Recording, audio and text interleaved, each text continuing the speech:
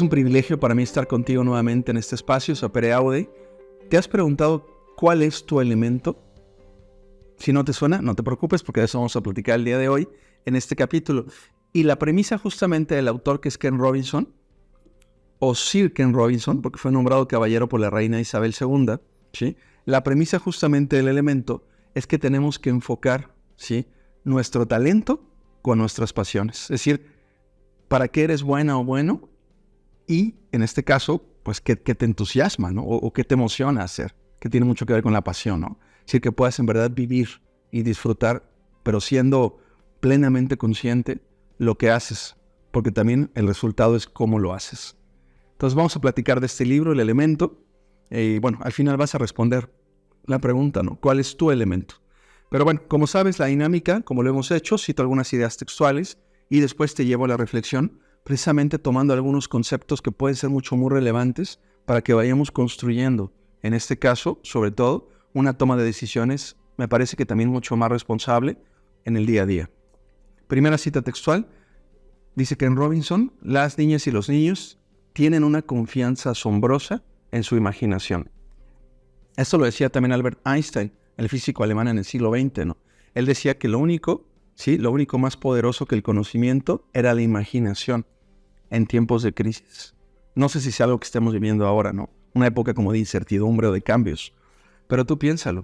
O sea, ¿en qué momento tal vez tú perdiste la confianza de tu imaginación? No sé, tal vez cuando empezaste a preocuparte por la opinión de otras personas, o cómo te veían, o cuando querías tú impresionar a alguien, no lo sé. Pero a veces creo que por el tema del sentido de afiliación o de pertenencia, que todos tenemos también, podemos posiblemente perder cierto nivel de espontaneidad.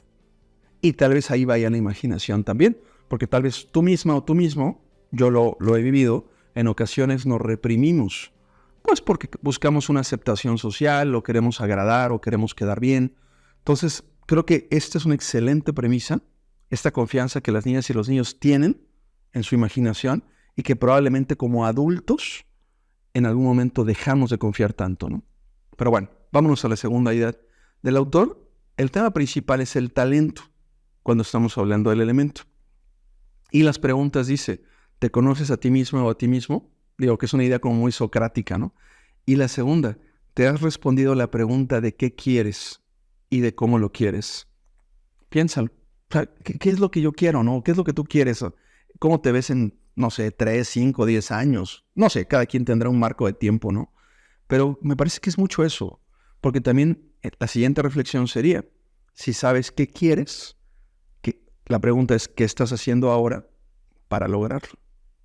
Eso sería importante también, ¿no? Hay un autor que dice que en realidad el futuro no existe, porque el futuro tú lo creas hoy, con tus decisiones, pero también con tus omisiones, es decir, con lo que estás dejando de hacer, ¿no? Y bueno, aquí llegamos así que al cuestionamiento de qué es el elemento. ¿Sí? Porque acuérdate que tú vas a responder al final cuál es el tuyo. Lo leo textual. El elemento dice: allí donde coinciden las cosas que te encanta hacer y las que se te dan bien. Ese es el elemento. Fíjate, otra vez, coinciden las cosas que te encanta hacer y las que se te dan bien. El reconocimiento es una consecuencia. O sea, el reconocimiento social es la consecuencia del elemento. Sí. O sea, no es que vayas a buscarlo, es que lo recibes por lo que haces y cómo lo haces. Es una premisa importantísima del libro, ¿no? Y bueno, nos dice el autor: el elemento es el punto de encuentro entre tus aptitudes naturales y las inclinaciones personales. Acuérdate que todos nacemos con talentos.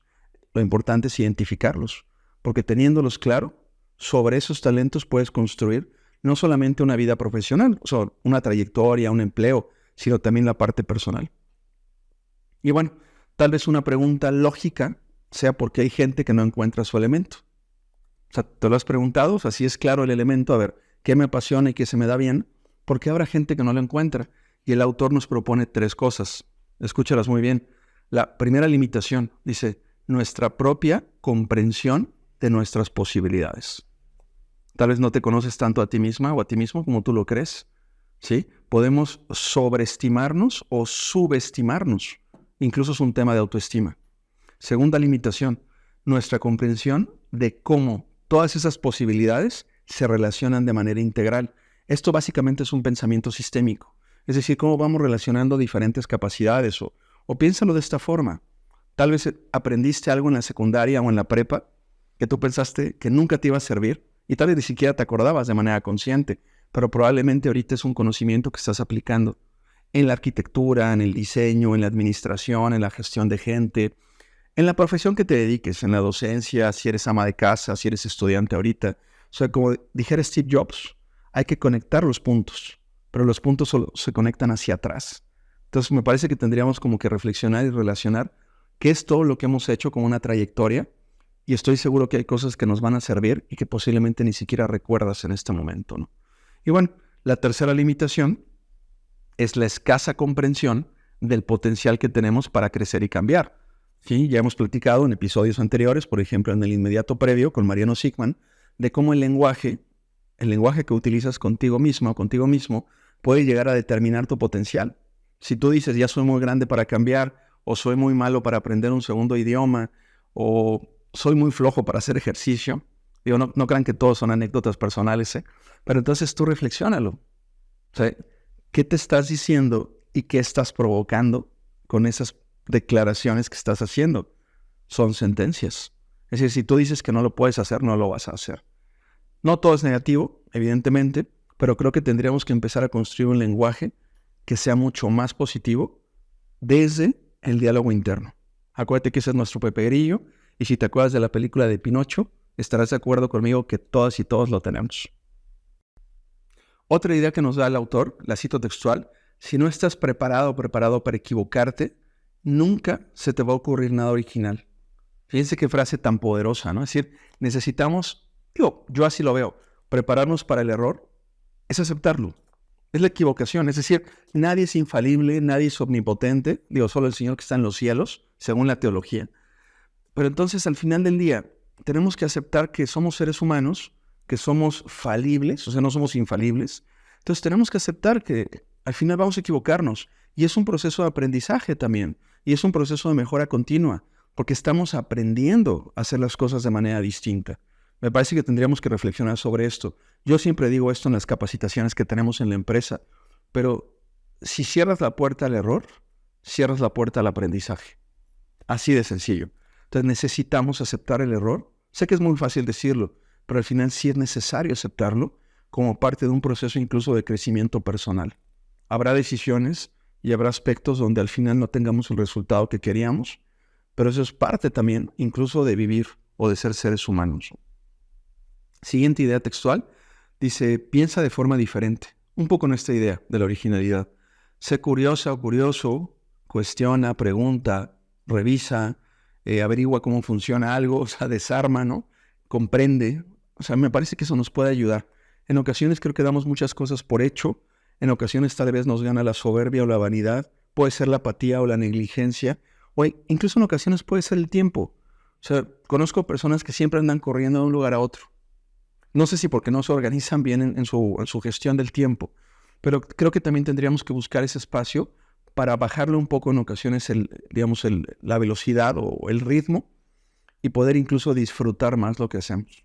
Me parece que va mucho por ahí la idea y es lo que posiblemente podríamos hacer diferente para tener resultados que sean mucho más satisfactorios, ¿no? Otro aspecto que nos recuerda el autor es que tenemos distintos tipos de inteligencia. De hecho, habla de Howard Gardner, este psicólogo norteamericano, en su libro Inteligencias Múltiples, donde al menos documenta que tenemos 8 tipos diferentes de inteligencia. Después Daniel Goleman, con el libro Inteligencia Emocional, adiciona la 9ª.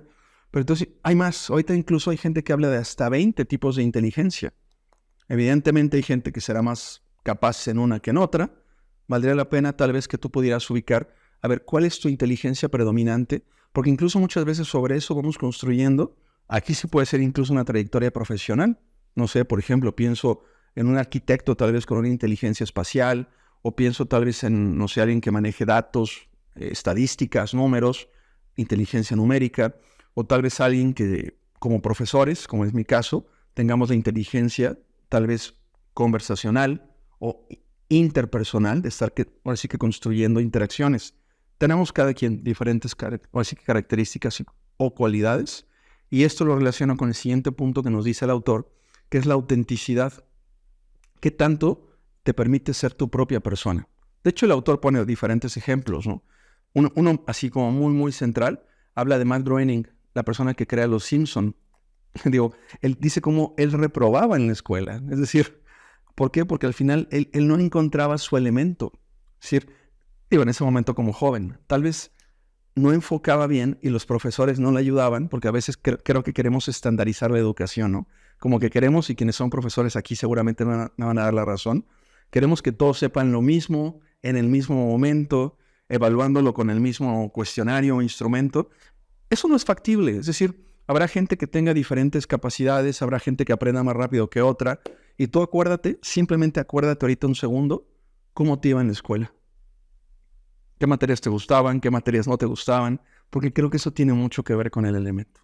Y así nos pone diferentes, así que personajes el autor, que yo te invitaría a que leyeras, porque en verdad es que el libro es fantástico. Acuérdate, El elemento de Ken Robinson, y me parece que nos puede dar sobre todo una reflexión mucho más puntual de qué hacer y cómo hacerlo en primera persona, pero también para que tú puedas ayudar a otras personas a encontrar su elemento.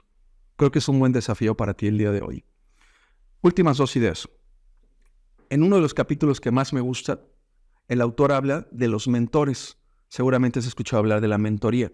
Esa gente más experimentada que nosotros, que pues, nos puede ayudar, nos puede acompañar, nos puede guiar. Seguramente en tu empresa o probablemente tengas algún programa justamente de capacitación y de formación para los nuevos talentos que se van incorporando a la empresa, al colegio o a la institución. ¿Cuáles son las 4 funciones con las que cumple un mentor? Primero, reconoce el talento, es decir, lo identifica. Eso es fundamental, porque después el siguiente paso es estimularlo. No es motivar, porque la motivación depende de cada persona. Más bien la estimulación es acompañar un proceso de aprendizaje. Simplemente velo de esta manera. Cuando te caes, ¿cómo te levantas? A veces necesitamos de alguien que nos ayude. Entonces, ese es el segundo paso. Después de reconocer el talento, hay que estimularlo. El tercero es facilitar. Es decir, hay que enseñar lo que sabemos. ¿Cuántas veces yo no he escuchado con algunos clientes que dicen: oye, Rodrigo, pues es que si a mí me costó mucho trabajo aprender esto, ahora quiero que le cueste mucho trabajo a la nueva o al nuevo? Digo, son solo anécdotas, pero creo que tendríamos que diseñar mecanismos donde incluso de manera formal se promoviera tanto la enseñanza como el aprendizaje. Acuérdense que no solamente se aprende en la escuela. Yo creo que en el día a día, en la empresa, en la casa, con los vecinos, en la sociedad, donde sea que tú estés, todos los días hay posibilidad de aprender. Y también de enseñar, por supuesto. Piénsalo. Y el último paso, el cuarto, es exigir. Los mentores también exigen. Así como los papás, las mamás exigimos, hay que exigir también. Los profesores exigen a los estudiantes, las y los líderes le exigen a los colaboradores también. Hay que exigirle a la gente, ¿sí? Hay que retar y hay que desafiar a la persona para que sea una mejor versión de ella misma. A mí personalmente me encanta el cine y hay muchas escenas de liderazgo, nosotros las utilizamos mucho en las capacitaciones, donde se puede observar justamente cómo a partir del ejemplo en el liderazgo se pueden construir, sobre todo me parece, talentos mucho más desarrollados y mucho más enfocados. Y eso al final, ¿qué nos permite? Pues personas mucho más contentas, mucho más desarrolladas. Al final creo que es una consecuencia. Acuérdense que siempre hay que equilibrar la productividad o la eficiencia con el bienestar de la persona. Nunca hay que olvidar esto en una balanza. Y una última idea. Todo esto de la mentoría, de conocer tu elemento, desarrollar tus talentos, ¿qué es lo que nos permite? Alcanzar el objetivo. O sea, al final del día, de eso se trata. O sea, si tú tienes un talento pero no alcanzas un resultado, simplemente estás desaprovechando el talento. Acuérdate que el reconocimiento social es una consecuencia. O sea, no podemos salir a buscar el reconocimiento. Pero lo que sí es importante es el sentimiento de logro. ¿Cómo te sientes? Y quiero que cerremos con esta pregunta. ¿Cómo te sientes tú cuando alcanzas un resultado que esperabas? ¿Contenta, contento, entusiasmado, agradecido, realizada o realizado? O sea, solamente piénsalo. ¿Cómo es ese sentimiento? No con el reconocimiento, porque eso depende de otro factor que es externo. Pero en ti mismo o en ti mismo, ¿cómo es el sentimiento de logro? Porque eso no depende de nadie más que de ti mismo o de ti mismo. Entonces, quédate con esta propuesta. Necesitas encontrar tu elemento y me encantaría que lo puedas colocar en los comentarios ¿Para qué? Para que sobre todo teniéndolo por escrito, puedas posteriormente diseñar un plan de trabajo, acciones, actividades que te permitan alcanzarlo. Esa es la propuesta.